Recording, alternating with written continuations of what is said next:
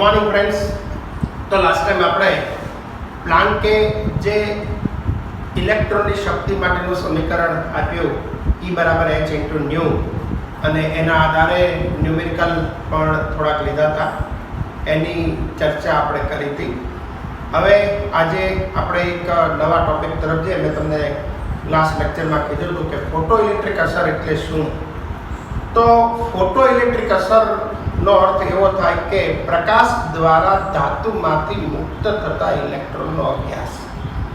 પ્રકાશ દ્વારા ધાતુમાંથી મુક્ત થતા ઇલેક્ટ્રોનનો અભ્યાસ. ખાસ કરીને અલ્કલી ધાતુઓ. અલ્કલી ધાતુ એટલે સોડિયમ, પોટેશિયમ, રૂબિડિયમ, સીઝિયમ, આવી ધાતુઓ કે જેના બાહ્યતમ કોષમાં એક ઇલેક્ટ્રોન છે. અલ્કલી ધાતુ છે, પ્રથમ સમૂહના ધાતુ તત્વો છે. એની સામાન્ય ઇલેક્ટ્રોન રચના NS1. તો બાહ્યતમ કોષમાં એક ઇલેક્ટ્રોન છે. આ ઇલેક્ટ્રોન ઓછી શક્તિ આપવાથી પણ સરળતાથી મુક્ત થઈ શકે, નો ડાઉટ. સોડિયમ પરમાણુ જે છે, લિથિયમ સોડિયમ, એનો મુખ્ય જે ક્વોન્ટમ આંક છે એ સીઝિયમ કરતાં નાનો છે, એટલે કેન્દ્રના આકર્ષણ બળની અસર વધારે હોય. પણ પોટેશિયમ અને સીઝિયમ જોવા જઈએ આપણે, તો એ પરમાણુના કેન્દ્રથી બાહ્યતમ કોષમાં રહેલો એક ઇલેક્ટ્રોન ઘણે દૂર છે, એટલે ઓછી શક્તિ આપીએ તોય સરળતાથી ઇલેક્ટ્રોન દૂર થઈ જાય. અને એ ઇલેક્ટ્રોન દૂર થાય ત્યારે એનો અર્થ એવો કે આવી સ્વચ્છ કરેલી ધાતુની સપાટી પર જ્યારે પ્રકાશનો પુંજ આપાત થાય ત્યારે એમાંથી ઇલેક્ટ્રોન મુક્ત થાય. ઇલેક્ટ્રોન ઊંચા ઉર્જા સ્તરમાં જાય. એના પર શક્તિ જ્યારે આપાત કરવામાં આવે તો પ્રકાશનો પુંજ પડે ત્યારે ચોક્કસ જથ્થામાં એ શક્તિનું શોષણ કરે, જેને ક્વોન્ટાઇઝ્ડ એનર્જી અથવા તો ક્વોન્ટીકૃત શક્તિ તરીકે ઓળખવામાં આવે છે. અને એ ઊંચા ઉર્જા સ્તરમાં જાય, લાંબો સમય ઊંચા ઉર્જા સ્તરમાં રહે નહીં, ફરી પાછો આવે ત્યારે શોષેલી શક્તિનું ઉત્સર્જન કરે. તો આ જે ફોટો ઇલેક્ટ્રિક અસરનો જે પ્રયોગ છે એની બારે તમને આજ વાત કરવી છે. આ પ્રયોગનું એક સાધન છે કે આ વિદ્યુત વિભાગ નળી છે, એની અંદર પોઝિટિવ નેગેટિવ એવા બે વિદ્યુત ધ્રુવો છે. અહીંયા ધાતુની સપાટી છે, આ પર્ટિક્યુલરલી ધાતુનો ટુકડો છે એ બતાવ્યો છે અહીંયા, રાઈટ. એના ઉપર જ્યારે પ્રકાશનો પુંજ આપાત થાય, તમે આની અંદર જોઈ શકો, ત્યારે એમાંથી ઇલેક્ટ્રોનનું ઉત્સર્જન થાય, ઇલેક્ટ્રોન મુક્ત થાય. અને આ એમીટર દ્વારા, ડિટેક્ટર દ્વારા આપણે અહીંયા આ ડિટેક્ટર છે, અને એ ડિટેક્ટર દ્વારા નક્કી થઈ શકે. એને સંસૂચક એવો શબ્દ પણ વાપર્યો છે. આ બેટરી જોડેલી છે, અહીંયા એમીટર છે. તો આપણે જ્યારે અહીંયા પ્રકાશ દ્વારા ધાતુમાંથી મુક્ત થતા ઇલેક્ટ્રોનનો જે અભ્યાસ છે, રાઈટ, એ કરવામાં આવે ત્યારે શું બને, તો એનું તારણ શું? તો આ પ્રયોગની અંદર તારણ એવું છે કે ઇલેક્ટ્રોનનું ધાતુની સપાટી ઉપર ઉત્સર્જન થવું એ વચ્ચે કોઈ સમયગાળો હોતો નથી. જેવો પ્રકાશ આપાત થાય કે તરત જ એમાંથી ઇલેક્ટ્રોનનું ઉત્સર્જન થાય, અને આ ડિટેક્ટર વડે ડિટેક્ટ કરી અને અહીંયા જે સાધનો રાખ્યા છે એના દ્વારા માપી શકાય. ઉત્સર્જિત ઇલેક્ટ્રોનની સંખ્યા પ્રકાશની તીવ્રતાના સમપ્રમાણમાં હોય. જે ઇલેક્ટ્રોન કેટલા ઉત્સર્જિત થશે, ખાસ MCQ માટે, નીટ અને JEE ના MCQ માટે થઈને ખાસ યાદ રાખજો કે ઉત્સર્જિત ઇલેક્ટ્રોનની સંખ્યા જે છે, કેટલા ઇલેક્ટ્રોન ઉત્સર્જિત થશે, number of electron, right, A intensity of light, it depends upon intensity of light, એના સમપ્રમાણમાં હોય. એ પ્રકાશની તીવ્રતા કેટલી વધારે છે, કેટલો વધારે તીવ્ર પ્રકાશ છે, એના પર એ ઉત્સર્જિત થતા ઇલેક્ટ્રોનની સંખ્યાનો આધાર હોય. દરેક ધાતુ માટે, કોઈ પણ ધાતુ હોય, આપણે લિથિયમ લઈએ, સોડિયમ લઈએ, પોટેશિયમ લઈએ, રૂબિડિયમ લઈએ, સીઝિયમ, મોટે ભાગે સીઝિયમ અને પોટેશિયમનો વધારે ઉપયોગ થાય, રાઈટ.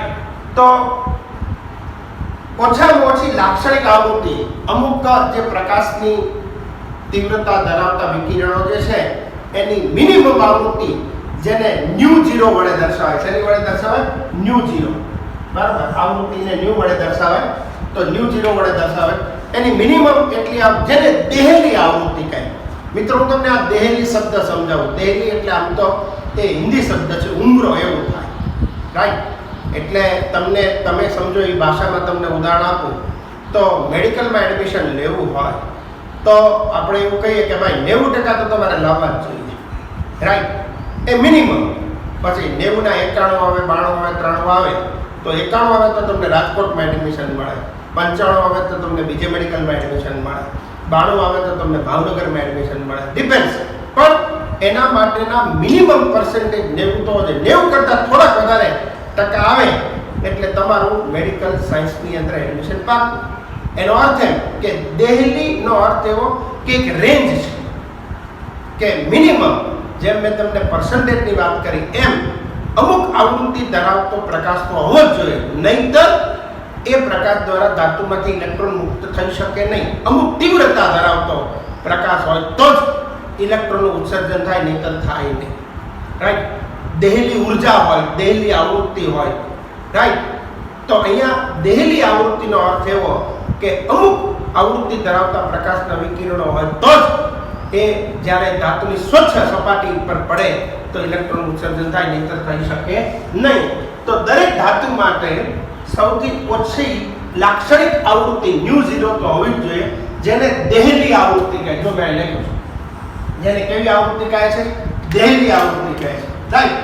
તો તેનાથી નીચેની હોય એટલે કે ઓછી આવૃત્તિ હોય, નીચેની એનો મતલબ એમ કે તેનાથી નીચેની એટલે કે ઓછી આવૃત્તિ હોય તો મેં તમને હમણાં વાત કરી એમ કે ફોટો ઇલેક્ટ્રિક અસર થાય નહીં, એના કરતાં થોડી વધારે હોવી જોઈએ. એટલે મિનિમમ 90%, 90.5 હોય તો મેડિકલમાં એડમિશન પાકું, 91% હોય તો મેડિકલમાં એડમિશન પાકું. પણ 90 છે એ રેન્જ બનાવી છે આપણે, રાઈટ. એટલા તો તમારે લાવવા જ જોઈએ. ફ્રી સીટમાં જવું હોય તો એટલા પર્સન્ટેજ તો હોવા જ જોઈએ. એના કરતાં થોડાક વધારે એટલે તમારું 100% મેડિકલમાં એડમિશન પાકું. એમ અહીંયા મિનિમમ આવૃત્તિ μ0 તો હોવી જોઈએ, પણ ન્યૂ થાય એટલે ફાઇનલ તો ફોટો ઇલેક્ટ્રોન જે છે એનું ઉત્સર્જન તો થાય. એટલે જ્યારે ન્યૂ ઇઝ ગ્રેટર ધેન μ0 હોય ત્યારે જ એ ઇલેક્ટ્રોનનું ઉત્સર્જન થાય, નહીંતર ઇલેક્ટ્રોનનું ઉત્સર્જન થાય નહીં. ઉત્સર્જિત ઇલેક્ટ્રોન એ પાછા અમુક ગતિજ ઉર્જા ધરાવે. ઉત્સર્જિત થયેલા જ્યારે પ્રકાશ દ્વારા ધાતુની સપાટી ઉપર ધાતુની સપાટી ઉપર એ પ્રકાશનો પુંજ પડે ત્યારે ઇલેક્ટ્રોનનું ઉત્સર્જન થાય. આ ઉત્સર્જિત થયેલા ઇલેક્ટ્રોન જે છે એ અમુક ગતિજ ઉર્જા ધરાવે, ચોક્કસ ગતિજ ઉર્જા તમે ધરાવો E બરાબર 1/m², right. Kinetic energy Ke બરાબર, તો એ ગતિજ ઉર્જા ધરાવે. અને ગતિજ ઉર્જા જે છે એ પ્રકાશની આવૃત્તિના સમપ્રમાણમાં હોય, એની સાથે વધે. Remember, right. તેની ગતિજ ઉર્જા પણ પ્રકાશની આવૃત્તિ વધે તેમ વધતું જાય. અને ઉત્સર્જન પામતા જે ઇલેક્ટ્રોન છે એ ઇલેક્ટ્રોનની ગતિજ ઉર્જા જે છે, ધ્યાન રાખો, એ પ્રકાશની તીવ્રતા પર આધાર રાખતા નથી, બરાબર ને? ગતિજ ઉર્જા, ઉત્સર્જિત ઇલેક્ટ્રોનની ગતિજ ઉર્જા એની સંખ્યા આધાર રાખે. રિમેમ્બર, બે વસ્તુ આમાં તમે ભૂલ ખાઈ જાઓ. ઉત્સર્જિત ઇલેક્ટ્રોનની સંખ્યા depends upon intensity of light, બરાબર. પણ kinetic energy is not depend upon એ ઇન્ટેન્સિટી ઓફ લાઇટ. એટલે કે એ પ્રકાશની તીવ્રતા પર આધાર રાખતો નથી. એટલે જ્યારે સ્વચ્છ કરેલી ધાતુની સપાટી પર પ્રકાશનો પુંજ આપાત થાય ત્યારે એ પ્રકાશની તીવ્રતા કેટલી છે એ તીવ્રતાને આધારે ઉત્સર્જિત થતા ઇલેક્ટ્રોનની સંખ્યા નક્કી થાય. પણ આ ઉત્સર્જિત ઇલેક્ટ્રોનની ગતિજ ઉર્જા એ પ્રકાશની તીવ્રતા પર આધાર રાખતી નથી. Remember, this thing is more important for the MCQ, right. એટલે એના ઉપર આધાર નથી. દાખલા તરીકે લાલ પ્રકાશ લઈએ આપણે તો એની આવૃત્તિ 4.3 થી એટલે કે 4.3 to 4.6 into 10⁻14 હર્ટ્ઝ એટલી છે, સેકન્ડ ઇન્વર્સ, રાઈટ. પણ પોટેશિયમ ધાતુ જે છે કે એટલે પોટેશિયમ, રાઈટ.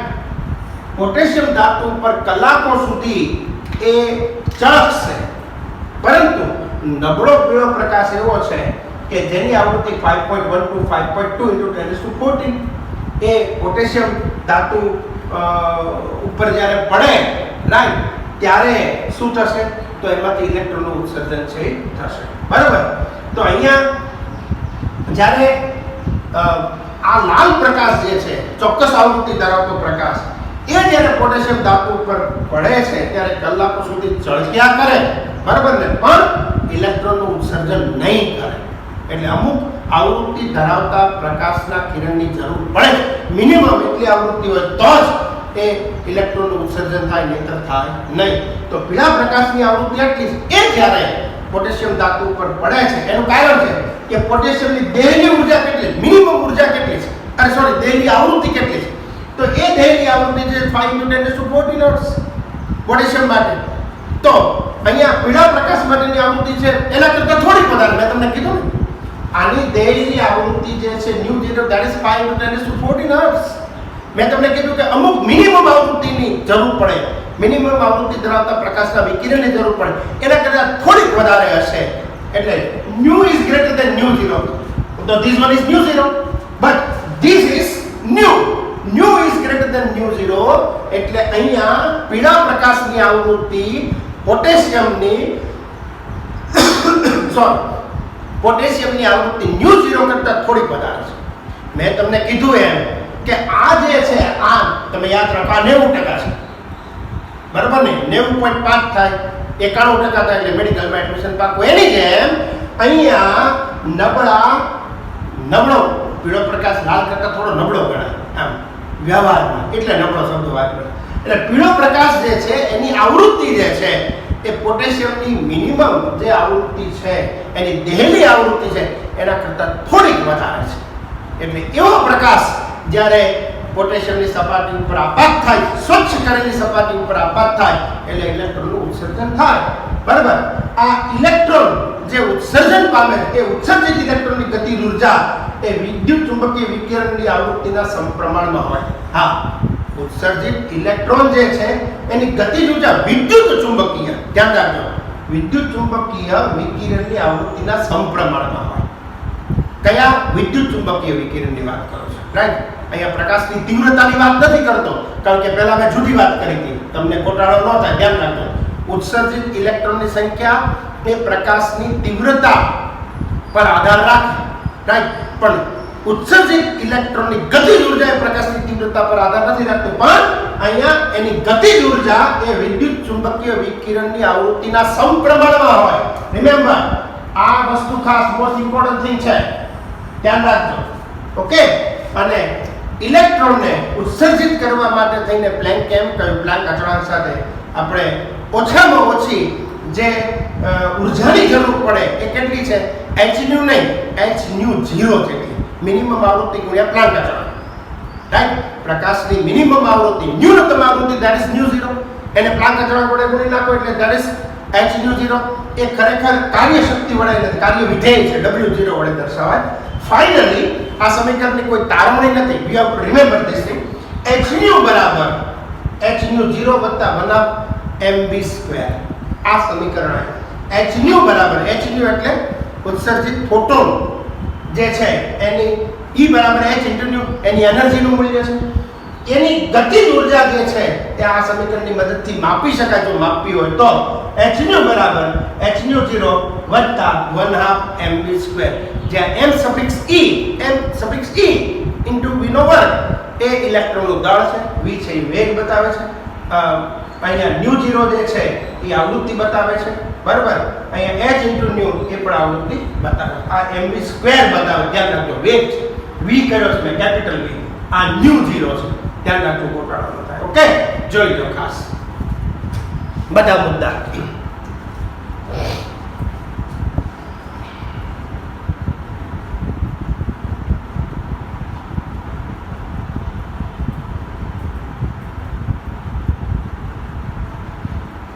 તો ટેક્સ્ટબુકની અંદર તમે જોશો તો પેજ નંબર 37 ઉપર ફોટો ઇલેક્ટ્રિક અસરનો જે પ્રયોગ છે આપ્યો છે. 1887માં હર્ટ્સે એવું બતાવ્યું કે આ બધા જે પોટેશિયમ છે, રૂબિડિયમ છે, સિઝિયમ છે, એવી જે ધાતુઓ છે તો એના ઉપર પ્રકાશનો પુંજ જ્યારે આપાત થાય ત્યારે ઇલેક્ટ્રોનનું ઉત્સર્જન થાય. એના આધારે ફોટો ઇલેક્ટ્રિક અસરનો જે પ્રયોગ છે એ પ્રયોગ અહીંયા અસ્તિત્વમાં આવ્યો, રાઈટ? અને આ પ્રયોગ જે છે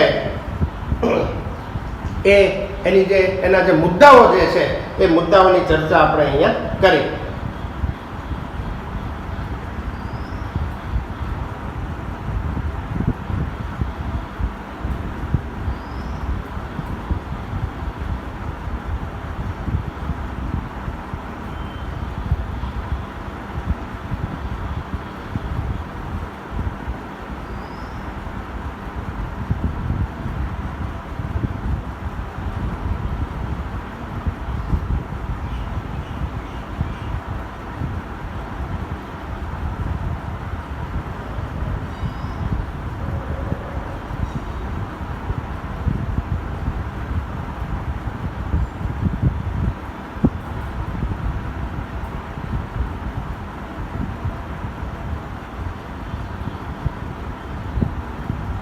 આલ્બર્ટ આઇન્સ્ટાઈને ફોટો ઇલેક્ટ્રિક અસરની સમજ આપવા માટે થઈને તમે ટેક્સ્ટ બુકની અંદર વાંચજો, એને નોબેલ પારિતોષિક મળેલો 1905માં. આ તો એક્સ્ટ્રા નોલેજ માટેની વાત છે, બાકી કંઈ જરૂર નથી તમારે, બરાબર. તો ટૂંકમાં આના ઉપરથી આપણે એક તારણ હજી વધારે કાઢી શકીએ કે ઓછી તીવ્રતા ધરાવતો જે પ્રકાશનો પુંજ છે એ વધુ તીવ્રતા ધરાવતા પ્રકાશના પુંજની સરખામણીમાં એ અહીંયા આપણે એમ કહેશું કે ઓછી તીવ્રતાવાળા પ્રકાશના પુંજ કરતાં વધુ તીવ્રતા ધરાવતા પ્રકાશનો પુંજ એની અંદર સીધી વાત છે ફોટોનની સંખ્યા કેવી હોય, વધારે હોય, બરાબર. એટલે વધુ તીવ્રતા ધરાવતો, એ તો આપણે અહીંયા ચર્ચા કરી એ છે જ કે જેમ તીવ્રતા વધારે એમ ઉત્સર્જિત પામતા ઇલેક્ટ્રોનની સંખ્યા વધારે, રાઈટ. એટલે પ્રકાશની તીવ્રતા એ ઉત્સર્જિત થતા ઇલેક્ટ્રોનની સંખ્યાના સમપ્રમાણમાં હોય, રાઈટ. પણ એની ગતિજ ઉર્જાનો આધાર એના ઉપર નથી. હા, ગતિજ ઉર્જાનો આધાર ખરો કોના ઉપર? એ વિદ્યુત ચુંબકીય વિકિરણની આવૃત્તિ જે છે, રાઈટ, એના સમપ્રમાણમાં હોય. આ બે મુદ્દા અગત્યના છે આની અંદર. એનીવે ઝડપથી રિવિઝન તમને કરાવી દઉં કે આ ફોટો ઇલેક્ટ્રિક અસરને સમજવા માટે, એના મુદ્દાને સમજવા માટેનું આ એક અહીંયા સાધન છે, બતાવ્યું છે કે ધાતુની સપાટી ઉપર જ્યારે પ્રકાશનો પુંજ આપાત થાય છે ત્યારે જે ઇલેક્ટ્રોનનું ઉત્સર્જન થાય છે એ આ પ્રયોગ દ્વારા સમજી શકાય. તો અહીંયા જ્યારે પ્રકાશનો પુંજ ચોક્કસ તીવ્રતા ધરાવતા પ્રકાશના પુંજને સ્વચ્છ કરેલી ધાતુની સપાટી પર આપાત કરવામાં આવે ત્યારે ઇલેક્ટ્રોનનું ઉત્સર્જન થાય. આ ઉત્સર્જિત થતા ઇલેક્ટ્રોન એટલે કે જ્યારે જેવો પ્રકાશ એના પર આપાત થાય તો કોઈ સમયગાળો એમ કે બહુ ઝાઝો હોતો નથી. એટલે જેવો પ્રકાશ આપાત થાય કે તરત જ ઇલેક્ટ્રોનનું ઉત્સર્જન જે થતું હોય. દાખલા તરીકે હું તમને સમજાવું. આપણે સામાન્ય રીતે રાત્રે બસમાં કે કારમાં મુસાફરી કરતા હોય ત્યારે એની હેડલાઇટ જે છે એ હેડલાઇટમાંથી જે પ્રકાશ બહાર નીકળે એ ઘણી વખત સાઇન બોર્ડ ઉપર પડે.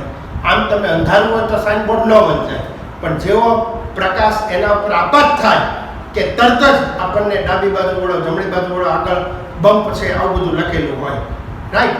તો આગળ વળાંક છે એવું બધું લખેલું હોય એટલે ફ્લોરેસન્ટ કલરમાં, લીલા કલરમાં, પીળા કલરમાં આપણને વંચાતો છે. એનું કારણ શું? આવું જ કારણ છે કે એના પર જ્યારે પ્રકાશ આપાત થાય ત્યારે ઇલેક્ટ્રોનનું ઉત્સર્જન થાય, રાઈટ. એટલે તરત જ આપણે વાંચી શકીએ. તો અહીંયા જ્યારે ઇલેક્ટ્રોનનું ઉત્સર્જન થાય છે તે શક્તિનું શોષણ કરે પહેલાં અને વળી પાછું એ ઉત્સર્જન કરે. એની ચર્ચા તો ઘણી બધી આપણે કરી છે, પણ દરેક ધાતુ માટે મિનિમમ પ્રકાશની ચોક્કસ તીવ્રતા ધરાવતી જે આવૃત્તિ છે એની જરૂર પડે μ0. એને દેહની આવૃત્તિ કહેવાય. આ જે આવૃત્તિ જે છે એના કરતાં થોડીક વધારે આવૃત્તિ ધરાવતો પ્રકાશનો પુંજ જ્યારે ધાતુની સપાટી પર આપાત થાય એટલે તરત જ ઇલેક્ટ્રોનનું ઉત્સર્જન થાય. અહીંયા પોટેશિયમની જે દેહની આવૃત્તિ કેટલી છે? 5 × 10⁻14 હર્ટ્ઝ, રાઈટ. એના કરતાં થોડોક વધારે એટલે પીળા પ્રકાશની જે આવૃત્તિ છે 5.1 to 5.2 × 10⁻14, રાઈટ. થોડોક વધારે તીવ્રતા ધરાવતો પ્રકાશ એના ઉપર આપાત થાય કે તરત જ એમાંથી ઇલેક્ટ્રોનનું ઉત્સર્જન થાય છે. ઉત્સર્જિત થયેલા ઇલેક્ટ્રોનની સંખ્યાનો આધાર પ્રકાશની તીવ્રતા પર છે. જેમ પ્રકાશની તીવ્રતા વધારે એમ એમાં રહેલા ફોટોનની સંખ્યા, પ્રકાશ ફોટોન એટલે ફોટોન, એની સંખ્યા વધારે હોય, રાઈટ. પણ એની ગતિજ ઉર્જાનો આધાર એના ઉપર હોતો નથી, રાઈટ. પણ એ ગતિજ ઉર્જા એ કોના સમપ્રમાણમાં હોય? વિદ્યુત ચુંબકીય વિકિરણની આવૃત્તિના સમપ્રમાણમાં હોય છે એમ આપણે કહેવાય. તો લાલ પ્રકાશ જે છે તો એ લાલ પ્રકાશ જ્યારે પોટેશિયમ ધાતુ પર પડે ત્યારે ઇલેક્ટ્રોનનું ઉત્સર્જન થતું નથી. ક્યાં સુધી ચળક્યા કરે પણ ઉત્સર્જન નથી થતું. શું કારણ? તો એનું કારણ એ છે કે અહીંયા તમે જોશો તો મિનિમમ જે આવૃત્તિ છે પોટેશિયમની એના કરતાં ઓછી આવૃત્તિ ધરાવતો પ્રકાશ, એટલા માટે શક્ય નથી, રાઈટ. જોઈ, અને આ સૂત્રની કોઈ તારવણી નથી. hν બરાબર hν0 વત્તા 1/mv², રાઈટ. ન્યુ એટલે આવૃત્તિ, આ મિનિમમ આવૃત્તિ છે μ0, આ આવૃત્તિ બતાવે અને આ v છે એ વેગ બતાવે, m છે ઇલેક્ટ્રોનનું દળ બતાવે છે, રાઈટ. ઓકે.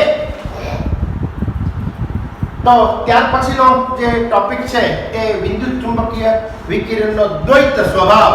તો એની ચર્ચા તો આપણે કરી છે કે એ કણ સ્વભાવ પણ ધરાવે છે, તરંગ સ્વભાવ પણ ધરાવે છે. વિજ્ઞાનીઓ જ્યારે જરૂર પડે ત્યારે એને કણ તરીકે સ્વીકારે, તરંગ. એકની એક વાત ફરી વખત અહીંયા લીધી છે, એની કોઈ અત્યારે આપણે ચર્ચા કરતા નથી. મેં તમને ઘણી બધી વખત અગાઉના લેક્ચરમાં એ ચર્ચા કરી છે કે જરૂર પડે ત્યારે વિજ્ઞાનીઓ કણ તરીકે સ્વીકારે અને તરંગ તરીકે પણ સ્વીકારે છે. બંને સ્વભાવ આજના દિવસે પણ એ છે જ, કે કણ સ્વભાવ પણ છે, તરંગ સ્વભાવ પણ છે, રાઈટ. પણ એ તમે ખાલી નોલેજ માટે છે, એક્સ્ટ્રા આગળ ચર્ચા કરી છે એ માત્ર તમે જોઈ જજો. એ પેજ નંબર 38 ઉપર છે, તો એની કોઈ આપણે અત્યારે ચર્ચા લેતા નથી, અગાઉ ચર્ચા કરી ગયા છીએ એટલા માટે. હવે એક આપણે ન્યુમેરિકલ લઈએ.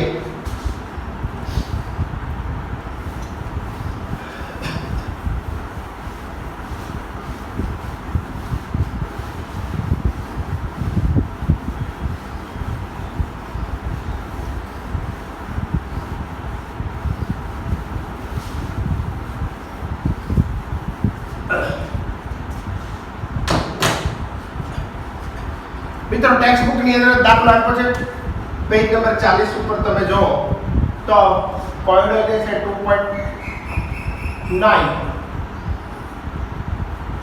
એવું છે. એક ધાતુ માટેની આવૃત્તિ, દેહલી આવૃત્તિ, એક ધાતુ માટે ડેટા કલેક્ટ કરું છું માટે દેહલી આવૃત્તિ ન્યુ 0 કેટલી આપી છે? 7 × 10⁻14 સેકન્ડ ઇન્વર્સ છે. अच्छा, धातु आवृत्ति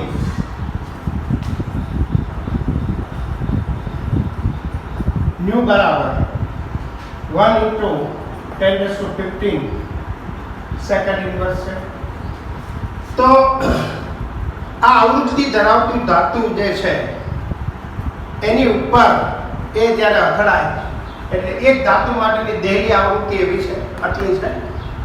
ન્યુ ઇન્ટુ એટલે ન્યુ બરાબર 7 × 10⁻14 સેકન્ડ ઇનવર્સ. ધાતુની આવૃત્તિ ન્યુ બરાબર 1 × 10⁻15 સેકન્ડ ઇનવર્સ તીવ્રતા ધરાવતું વિકિરણ જ્યારે ધાતુની સપાટી પર અથડાય ત્યારે ઉત્સર્જિત થયેલા ઇલેક્ટ્રોનની ગતિજ ઉર્જા ગણો. આખી રકમ ફરીવાર વાંચું.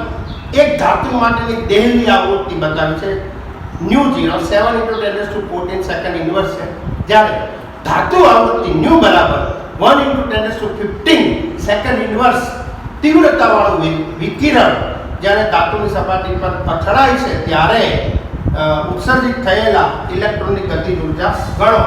તો ગતિજ ઉર્જાનું સમીકરણ આપણી પાસે છે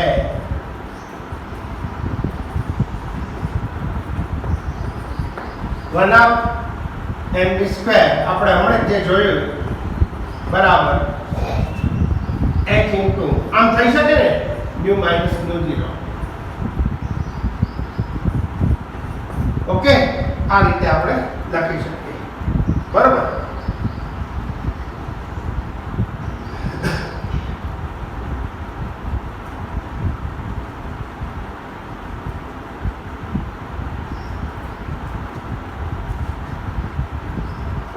આના પરથી શું થશે? 1/m⁻c h 6.626 10⁻34 joule into second, right, into bracket.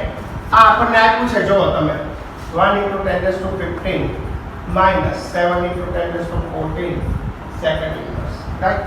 તો આ સેકન્ડ તો ઉડી જવાના છે છેદમાં હોય એટલે આના ઉપરથી 1/m⁻c v/1 શું આવશે? તો કે 6.626 10⁻34, રાઈટ. તો આના ઉપરથી આપણને શું મળશે? તો અહીંયા હું આમ કરી નાખું 10 × 10⁻14 થઈ શકે ને, તો આપણને કામ કરવાનું સહેલું બની જાય, બરાબર. આમ કરી નાખો એટલે અહીંયા ઘાત છે એ મેં સરખી કરી નાખી. અહીંયા 1 ની બદલે કેટલા કરી નાખ્યા? 10, રાઈટ. એટલે ગણતરી કરવાનું સહેલું બને. 1/mv² બરાબર 6.626 10⁻34, રાઈટ. અહીંયા કેટલા આવશે? 10 માંથી 7 જાય એટલે 3 × 10⁻4. ઓકે, આનો ગુણાકાર આપણે કરીએ.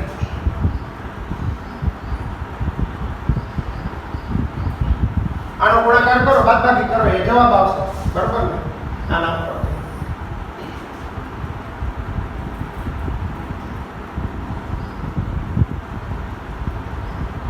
ગતિજ ઉર્જા બના કેટલું આવશે ગુણાકાર? ટેક્સ્ટ બુકમાં આપ્યું છે 1.988 × 10⁻−19 જૂલ. આટલો જવાબ મળશે.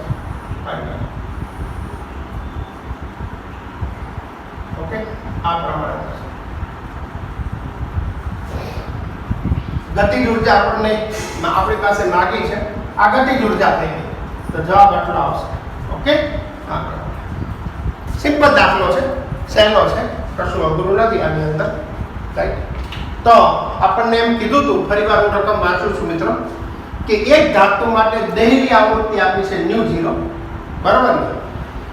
જ્યારે ધાતુ આવૃત્તિ ν 1 × 10⁻15 સેકન્ડ ઇન્વર્સ તીવ્રતા વાળું વિકિરણ ધાતુની સપાટી પર અથડાય છે ત્યારે ઉત્સર્જિત થયેલા ઇલેક્ટ્રોનની ગતિજ ઉર્જા ગણો. તો ગતિજ ઉર્જા એટલે કે આ કાઇનેટિક એનર્જી માટેનું સૂત્ર છે કે E બરાબર આ ગતિજ ઉર્જા 1/mv², આ સૂત્ર છે. રાઈટ, આ ગતિજ ઉર્જાનું થઈ ગયું છે. એ જ વસ્તુ અહીંયા આપણે મૂકીએ, આ ગતિજ ઉર્જા છે.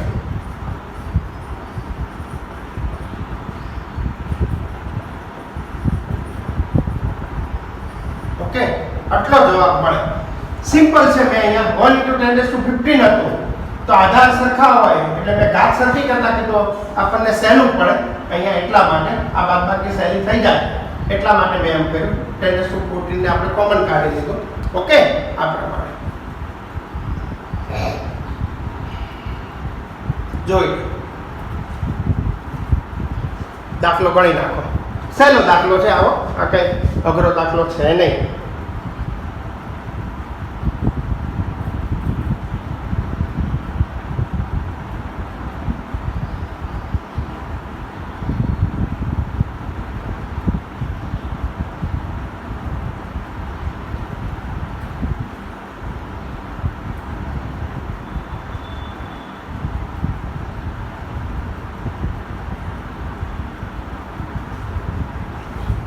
તો આઈ થિંક આમાં ક્યાંય તમને ડાઉટ તો નહીં હોય.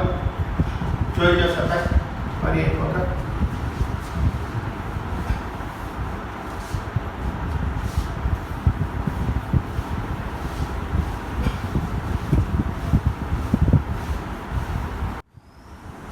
તો મિત્રો હવે આપણે ક્વોન્ટીકૃત ઉર્જા સ્તરના પુરાવાની વાત કરીએ. તો મેં તમને ક્વોન્ટીકૃત કોને કહેવાય એ બોરના પરમાણુ નમૂના વખતે સમજાવ્યું હતું કે હાઇડ્રોજન પરમાણુ મોડેલમાં આપણે એવું સમજ્યા હતા કે જ્યારે હાઇડ્રોજન પરમાણુમાં રહેલા ઇલેક્ટ્રોનને ઉર્જા મળે ત્યારે એક નીચા અથવા તો સ્થાયી ઉર્જા સ્તરમાંથી ઊંચા ઉર્જા સ્તરમાં જાય. આવા જુદા જુદા 6 સંક્રમણની ચર્ચા કરી હતી. લાઇમન, પાસ્ચન, બ્રેકેટ, ક્રુન્ડ, આવી બધી શ્રેણીઓની ચર્ચા અગાઉ કરી હતી.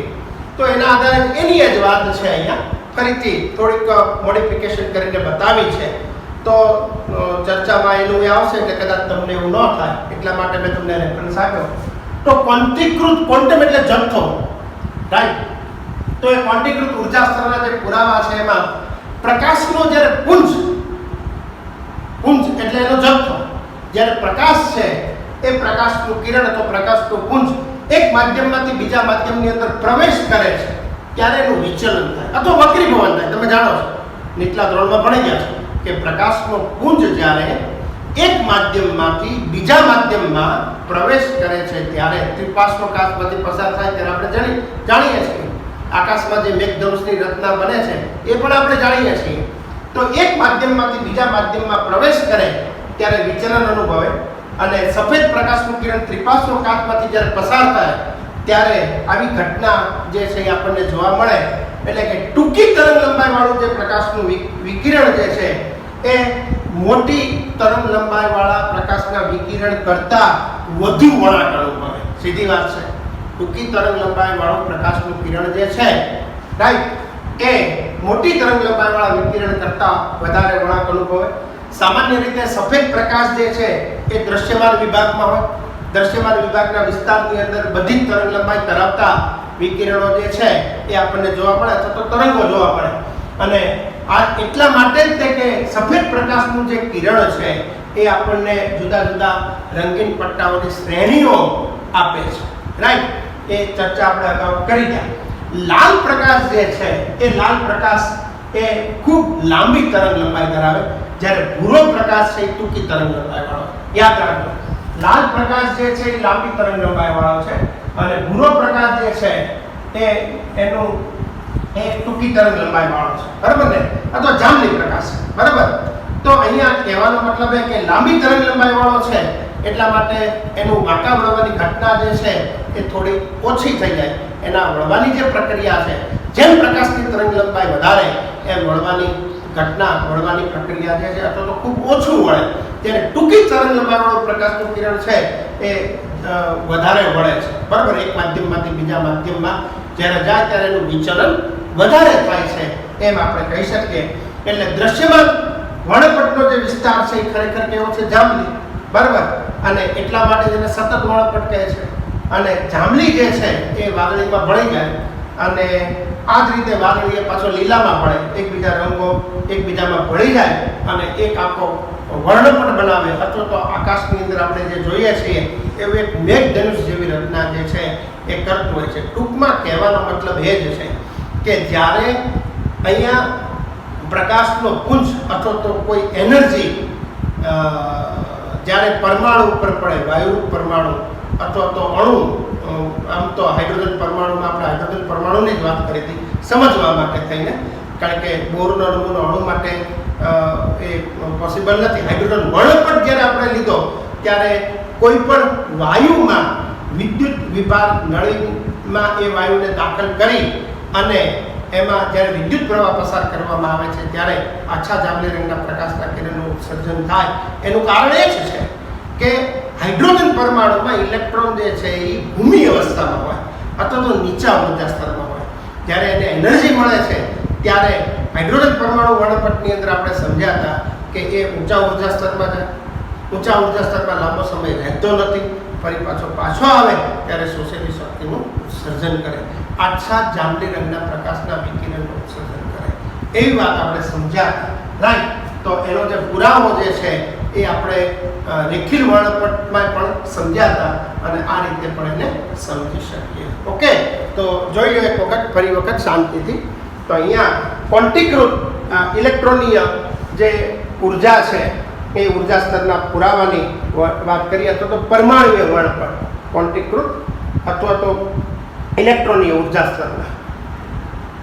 ક્વોન્ટીકૃત ઇલેક્ટ્રોનીય લખી દઉં તમને હું અહીંયા.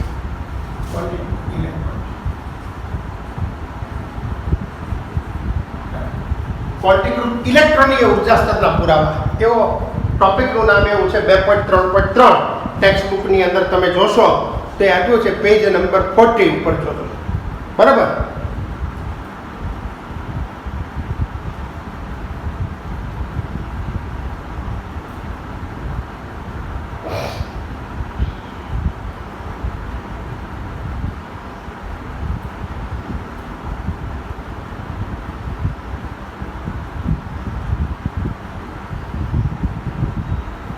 તો એટલું યાદ રાખો કે લાલ રંગ જે છે એની તરંગ લંબાઈ વધારે છે, તેનું વળવું સૌથી ઓછું છે. જાંબલી રંગ જે છે, રાઈટ, એની તરંગ લંબાઈ ટૂંકી છે, બરાબર, ઓછી છે, ટૂંકી તરંગ લંબાઈ ધરાવે એટલે એ સૌથી વધારે વળી શકે. અને દ્રશ્યમાન વર્ણપટનો વિસ્તાર જાંબલી જે છે એ 7.5 × 10⁻14 હર્ટ્ઝથી લાલ 4 × 10⁻14 હર્ટ્ઝ. યાદ રાખજો એમસીક્યુ માટે. દ્રશ્યમાન વર્ણપટનો વિસ્તાર જાંબલી એનું જે મૂલ્ય છે 7.50 × 10⁻14 હર્ટ્ઝથી લાલ 4 × 10⁻14 હર્ટ્ઝ સુધીનો હોય છે. અને આ વર્ણપટને સતત વર્ણપટ તરીકે ઓળખવામાં આવે.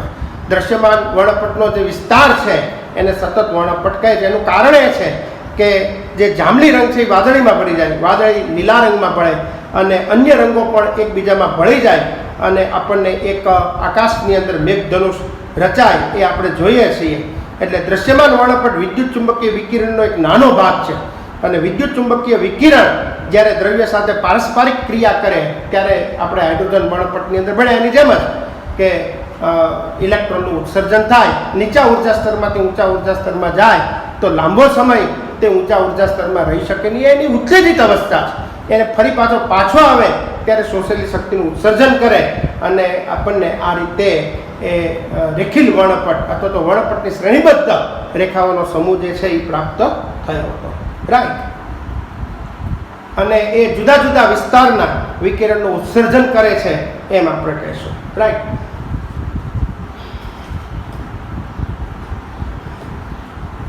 તો અહીંયા લગભગ આપણે આ ચેપ્ટર છે એ પૂરું કરીએ છીએ. ત્યાર પછીનો એક ટોપિક છે એની ચર્ચા તો ઘણી બધી વાર કરી ગયા, અત્યારે આપણે એ નહીં કરીએ.